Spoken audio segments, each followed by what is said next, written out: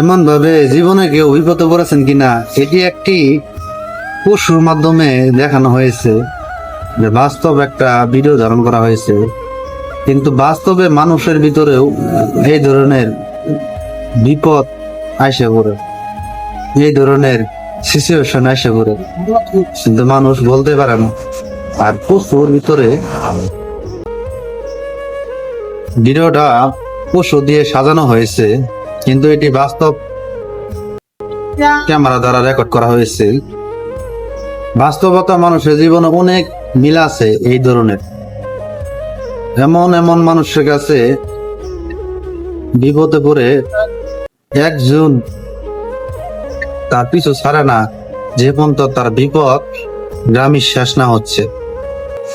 যেমন এই ভিডিওটার ভিতরে দেখানো হয়েছে, বিপদে এমন পাষাণ মানুষও আপনার পাশে রয়ে যাবে শুধুমাত্র একজনের ইশারায়, তিনি হলেন মহান রব্বুল আলামিনের ইশারায়।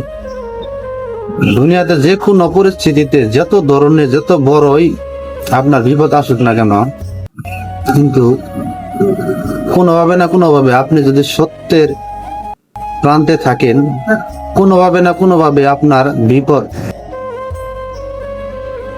লোটায় দিবেন। এটাই সত্য বাস্তবতা। বাস্তবতা অদ্ভুত। বাস্তব এমন একটা জিনিস, সত্য এমন একটা জিনিস যা কুপি বাতির মতো ডিগডিগে চলে।